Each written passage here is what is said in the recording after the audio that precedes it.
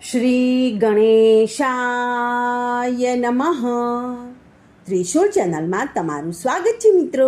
આજે હું તમારી માટે લઈને આવી છું પુરુષોત્તમ માસમાં સાંભળવામાં આવતી ખાઉધરા દીકરાની કથા. એક ગામમાં ડોશી રહે. તેને એક દીકરો હતો. શરીરે સારો અને તંદુરસ્ત હતો, પણ કેટલાક સમયથી એ ખાવા બેસે ત્યારે 2-4 કોળિયા ખાઈને ઊભો થઈ જાય.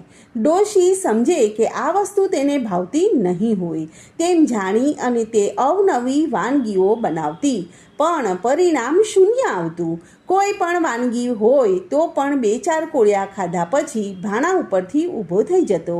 આથી ડોશી ચિંતા કરતી કે દીકરો ખાધા પીધા વગર તો માંદો પડી જશે, શરીર બગડશે. મારે તો એકનો એક આધાર છે.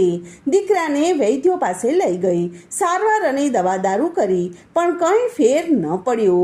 છેવટના આધાર તરીકે તેણે પુરુષોત્તમ ભગવાનને ભજવા માંડ્યા અને પ્રાર્થના કરવા માંડી કે હે પ્રભુ, મારો દીકરો રોજ ભૂખ્યો રહે છે, બરાબર જમતો નથી, તે બરાબર ખાતો થાય એવું કંઈક કરો, તેની ભૂખ ઉગાડો. પ્રભુએ ડોશીની પ્રાર્થના સાંભળી અને ડોશીનો દીકરો ખાવા લાગ્યો.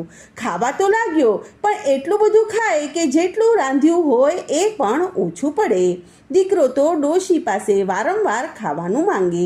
પુષ્કળ ખાવા છતાં પણ તેનું પેટ ભરાતું ન હતું. ડોશી વિચાર કરે કે હું કેટલું રાંધું તો તેનું પેટ ભરાય. હવે દીકરાને બદલે ડોશીને ભૂખ્યા રહેવું પડતું હતું.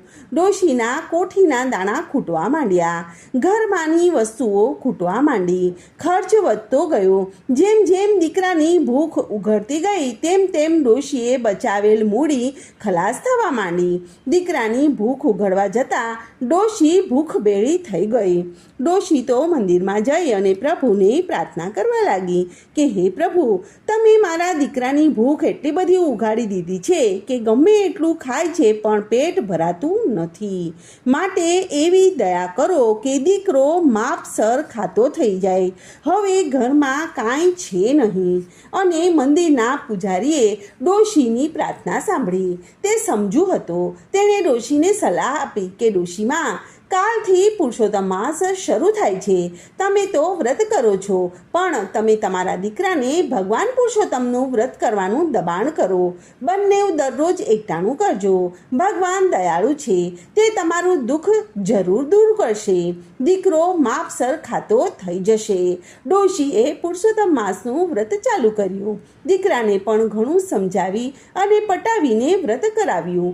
મા અને દીકરો વહેલી સવારે નદીએ સ્નાન કરવા જાય, ત્યાં કાંઠા ગોરમાનું પૂજન કરે, કથા વાર્તા સાંભળે, અને આમ થતાં દીકરાની જડ બુદ્ધિમાં ચેતન આવતું ગયું. તેને સારા અને ખોટાનું ભાન થવા લાગ્યું અને ખોરાક પણ માપસર થઈ ગયો. આથી ડોશીને અનહદ આનંદ થયો. વ્રત પૂર્ણ થતાં ડોશીએ ઉજવણું કર્યું અને બ્રાહ્મણોને જમાડ્યા અને તેમને દક્ષિણા આપી. પુરુષોત્તમ તણા વ્રતનો મહિમા અપરંપાર, શોક સંતાપ દૂર રહે, સુખ મળે સંસાર. બોલો પુરુષોત્તમ ભગવાનની જય. તો મિત્રો, આજની આ કથાને હું અહીં વિરામ આપું છું. કાલે ફરીથી આવીશ એક નવી કથા અને વાર્તા લઈને. ત્યાં સુધી બધાને મારા જય શ્રી કૃષ્ણ. ધન્યવાદ.